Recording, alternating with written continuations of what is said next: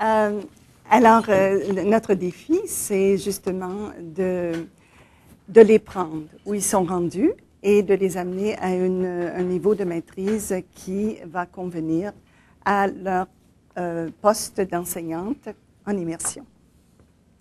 Alors, bien sûr, on s'est inspiré du portfolio langagier de Laplante et Christensen. C'est eux qui... on est parti de leurs documents. Ce qui nous intéressait, c'était à la fois de parler pas seulement de ce que nous pensons de leur qualité de langue, mais de les amener, les étudiants, à se nommer, c'est-à-dire à identifier là où ils sont forts, identifier leurs faiblesses, nous parler de leur vie en français et faire un plan d'action et ensuite nous parler de comment ils allaient remédier aux défis qu'ils ont identifiés. Alors, c'est une étude qualitative ou une étude de cas où on est parti de trois façons de faire la collecte de données. Donc, on leur a demandé d'écrire un récit de vie de 2 pages. Ma vie en français jusqu'à maintenant. Très intéressant. Alors, en peu de place, ils nous ont parlé de leur expérience avec nous dans les écoles d'immersion. De là, ils ont fait un plan d'action, c'est-à-dire où sont mes forces et où sont mes défis. Pour faire un plan d'action, et ensuite, la troisième partie de la recherche, c'était un retour sur leur plan d'action. Est-ce que ça a fonctionné? Est-ce que je suis en route vers une maîtrise plus intéressante, plus prometteuse pour mon avenir? Alors, le cadre conceptuel porte sur le travail de Laplante et Christensen, qui se sont penchés sur le problème que nos élèves atteignent un plateau au niveau de leur développement langagier. Et que les occasions d'utiliser la langue sont peu fréquentes. Ils se sont rendus compte aussi que même si ces étudiants-là suivent des cours et des cours et des cours, que ça ne semble pas changer leur niveau de langue. Et c'est là qu'ils se sont posé la question, comment on peut les amener à se dépasser? Donc, le portfolio langagier, qui amène nos élèves à 2 éléments très, très importants.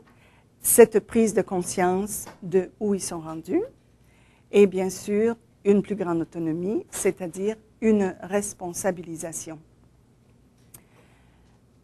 Ce qui nous intéresse, c'est qu'on veut les amener à devenir des citoyens bilingues, qui veut dire développer chez l'apprenant des compétences de communication, un répertoire qui va s'adapter aux circonstances de la situation. Comme on a entendu hier, cette notion que la langue correcte dépend des contextes. Alors, ce qui nous a intéressé, c'est que le travail de Lavey et Wenger, approche socio-interactionniste qui nous disent que learning is rooted in the learner's participation in social practice and continuous adaptation to the unfolding circumstances and activities that constitute talk in interaction. Alors, on s'est rendu compte que nos élèves parlent comme des livres, nos élèves d'immersion. Ils ont une compétence de langue académique édifiante.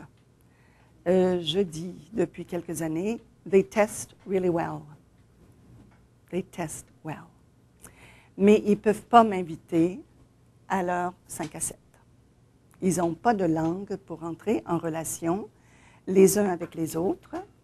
Donc, cette langue qu'ils vont utiliser dans la salle de classe, elle est très limitée, ça les paralyse, parce que là, il faut rentrer en relation avec des élèves. Donc, nous avions 90 participants dans un cours d'introduction qui s'appelle « Moi comme apprenant de langue ». Nous avons choisi ce titre-là parce que nous croyons que nos étudiants doivent partir d'eux-mêmes, si on veut, de la transformation. C'est tellement intéressant de leur faire lire toute la recherche qui a été faite, mais eux, ils sont où là-dedans? Alors, c'est pour ça qu'on a commencé l'introduction des cours de didactique avec ce cours, dans lequel ils font ce portfolio langagier. Alors, ce qui nous a intéressé, c'est les événements marquants dans leur vie, dans leur carrière d'élèves d'immersion. La plupart d'eux sont des élèves qui ont commencé l'immersion précoce, donc 16 ans de scolarité en français. Parce que ces étudiants-là sont en 3e ou 4e année, donc de 15 à 16 ans de scolarité, et voilà où ils en sont. On a vu les défis qu'ils ont identifiés, c'est-à-dire les défis qu'eux identifient, et aussi les plans d'action qui se sont donnés. Pour les événements marquants, j'ai trouvé Voltaire savait mieux dire ce que je voulais vous dire. Ce qui touche le cœur se grave dans la mémoire. Alors, ce sont les événements qui ont fait que ces élèves-là ont choisi de rester en immersion et de peaufiner et de s'avancer dans la maîtrise de la langue. Alors, nous avons analysé les récits de vie, les plans d'action et aussi, dans le plan d'action, les défis qu'ils ont identifiés et comment ils voyaient comment remédier à ces défis. Alors, très intéressant, c'est que les voyages sont tops dans les événements marquants de leur vie d'immersion. Dans une école d'immersion qui a un succès fou à Edmonton, ils sont très stratégiques. Ils retiennent leurs élèves très, très bien. En 4e année, ils font un voyage dans une école francophone, dans la ville. En 6e année, ils s'en vont un petit peu plus loin. Ils s'en vont à Québec. Et en 9e année, ils s'en vont en Europe. Alors, ça, c'est le Hawken. Et ils ont vraiment un très, très grand succès. Les expériences dans les écoles, c'est-à-dire les enseignants. Ils ont été très honorés parce que dans beaucoup de récits de vie, c'est l'enseignant, une enseignante, d'habitude, ce sont des enseignantes qui ont allumé la lumière pour dire « je veux rester en éducation, je veux devenir enseignante et je veux enseigner en français ». Il y en a d'autres qui ont pris des emplois. Ça a été très, très important pour eux. Donc, rentrer en contact avec un monde plus large. Et finalement, les familles, c'est-à-dire pas les parents francophones, mais des parents qui disaient « oui, c'est avantageux pour toi, continue ton travail, tu vas t'avancer dans la vie, c'est valable ce que tu fais ». Alors ça, c'était les 4 grands volets qu'on a vus au niveau des récits de vie. Au niveau des défis de la langue qui ont identifié dans leur auto-évaluation, ça ne va pas vous étonner, c'est les éléments de grammaire. Ça m'amuse parce que ça fait 15 ans qu'on leur enseigne la grammaire. We teach, but do they learn? Il y a un très beau livre en français. Hein? Nous enseignons, mais eux apprennent-ils? Et ça me frappe toujours. Alors, ils sont encore très, très énervés par cette notion de grammaire qu'ils ne possèdent pas. Des fois, c'est des choses aussi simples que les accords sujet-verbe qui vont retravailler comme plan d'action. Il y a aussi tous les participes passés, etc., le subjonctif qui rentre là-dedans. Mais oui, alors on voit jusqu'à quel point on a du travail à faire. Et je pense que ça va nous pousser à réfléchir à nos pratiques éducatives. Ce n'est pas parce qu'on n'enseigne pas la grammaire. Et les étudiants, les enseignants au secondaire, quand je présente ça, ils viennent « Ouh, on enseigne la grammaire !» Mais est-ce qu'ils apprennent? Le deuxième problème qui est identifié, c'est le vocabulaire. Ça va de soi. Je pense que quand on est en langue seconde, c'est important d'avoir ces mots piliers qui vont nous permettre de communiquer ce qu'on veut dire. Ensuite, très près après ça, c'est l'aisance, ce que j'appelle fluency. Pour plusieurs d'entre eux, ce qui les gêne, c'est qu'ils n'ont pas cette capacité de parler avec aisance. Ils sont toujours à réfléchir et à repenser comment dire, est-ce que je l'ai dit comme il faut. Et là, j'ai mon petite erreur qui me garde humble. Code switching. J'ai pensé à toi, Miles. C'est cette incapacité de parler uniquement en français.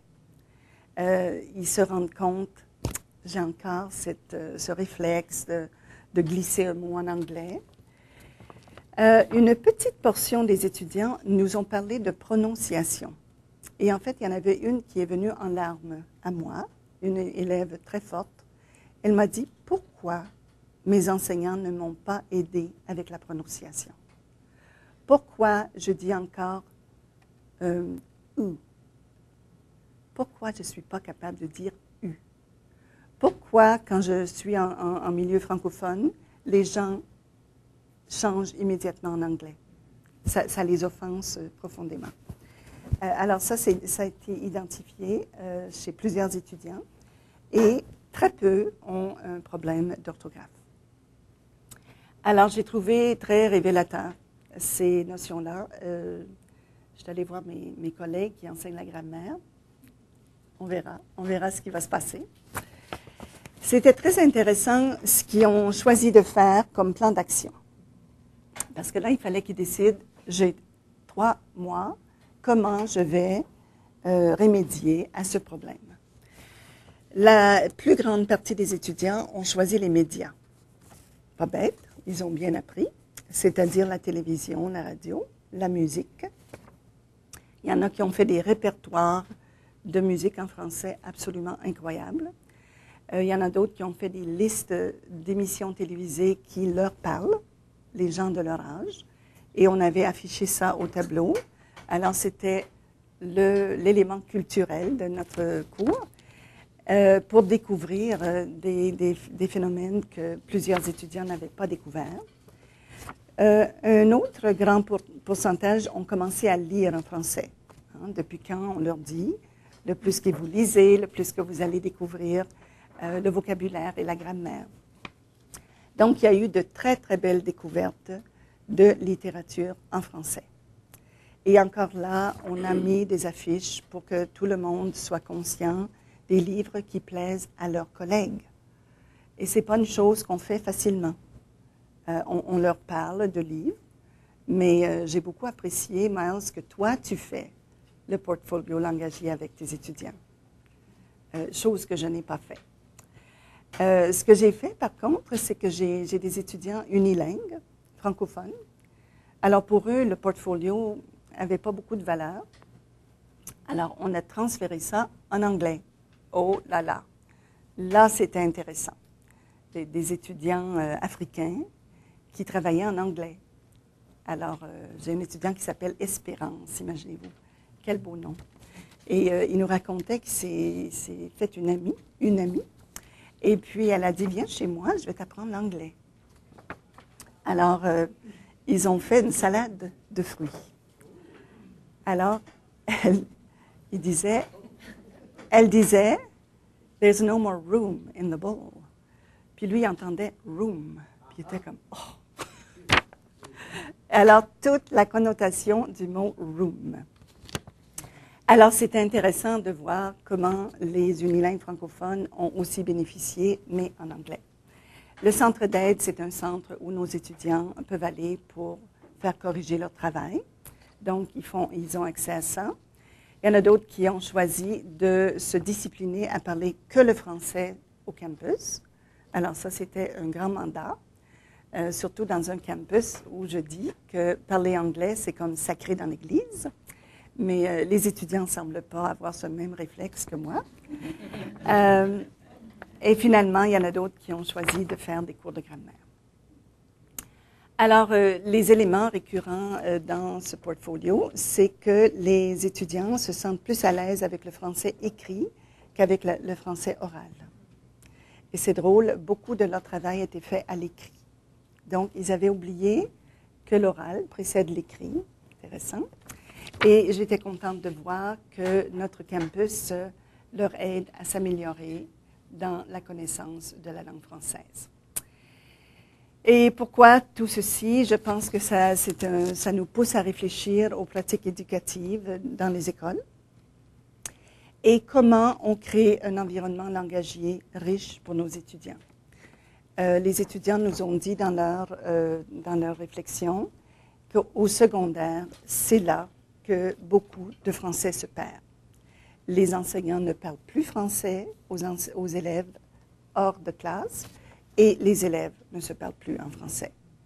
En Alberta, ils peuvent avoir un diplôme en immersion avec 2 matières. Alors, c'est là qu'il y a une rupture et beaucoup de problèmes. Alors, c'est ça. La prise de conscience face à leur progrès, je pense que c'est ça qui est plus important, c'est qu'ils deviennent maîtres de leur progrès. Ils sont en auto-évaluation, mais ils sont devenus très, très conscients. Et l'engagement personnel à l'amélioration de la maîtrise de français devient leur responsabilité. Pas seulement, ils ne nous ont pas aidés, mais là, c'est à moi. Celle que j'aimais le plus, c'était une étudiante qui avait fait un club. Et puis ça s'appelait, comment ça s'appelle ce restaurant-là? Dirty Dog, sur la White. Et puis c'était le Friday Night Immersion Club. Et ils pouvaient aller là que s'ils parlaient français. Alors c'était très intéressant de les voir se prendre en main sur le plan social, sur le plan institutionnel, et sur le plan aussi pendant le cours. Alors voilà ce que j'ai découvert. L'impact des enseignants, on y est pour quelque chose. L'impact d'expériences culturelles et pédagogiques. Les élèves sont motivés, assez pour continuer, et ils ont assez de maturité pour se donner les moyens pour s'améliorer. Ils savent célébrer leur niveau de bilinguisme maintenant. Alors, ils se parlent de leur plan d'action. Ça devient un discours social. Donc, il y a un autre groupe qui se forme. C'est-à-dire, là, c'est une gang de gens qui ont un parti pris dans une idéologie, c'est-à-dire, on est responsable de devenir ce qu'on a à devenir avant d'aller enseigner dans les écoles. Mon rêve, c'est que ce portfolio-là, qui se faisait que dans un cours, j'aimerais que ça soit en année 2, 3 et 4. Parce que là, il faut que ça soit beaucoup plus continu que ça. Alors, on a du chemin à faire pour rattraper le travail de Miles, mais on est très content quand même de ce qu'on a réalisé. Et je pense que mes collègues croient que c'est là qu'il faut poursuivre.